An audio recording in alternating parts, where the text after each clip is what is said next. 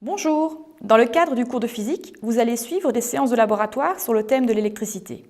Cette capsule vidéo a pour objectif de vous expliquer le fonctionnement du multimètre digital, que vous avez ici sous les yeux, ainsi que les règles de sécurité relatives à son utilisation. Ces informations se retrouvent également dans vos notes de laboratoire. Le multimètre va vous permettre de réaliser plusieurs types de mesures électriques avec un seul appareil. Il remplit le plus souvent le rôle de voltmètre ou d'ampèremètre, mais il peut également être utilisé en ohmmètre par exemple. Votre multimètre est composé d'un écran sur lequel vous allez obtenir une lecture directe de vos mesures, d'un commutateur avec lequel vous allez pouvoir sélectionner son mode de fonctionnement en voltmètre, en ampèremètre ou en ohmmètre, en courant continu ou en courant alternatif. C'est dans les bornes de connexion qui se trouvent ici que vous allez pouvoir connecter les cordons de mesure. Toute mesure à l'aide du multimètre fait intervenir deux fils de connexion. L'un dit commun sera toujours raccordé à la borne commune, quelle que soit l'utilisation que vous allez faire du multimètre.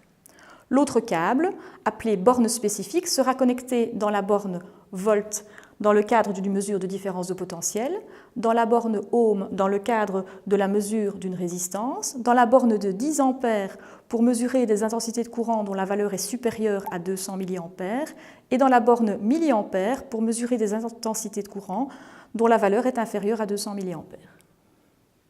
Pour faire vos mesures de différence de potentiel en courant continu, vous allez placer votre commutateur dans cette partie-ci en choisissant la gamme adéquate.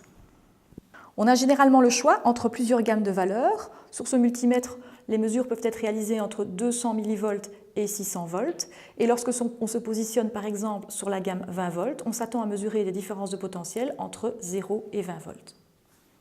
On veillera donc à utiliser la gamme de valeurs la plus appropriée en tenant compte du fait que le choix d'une gamme trop élevée fournit moins de chiffres significatifs, donc une mesure moins précise.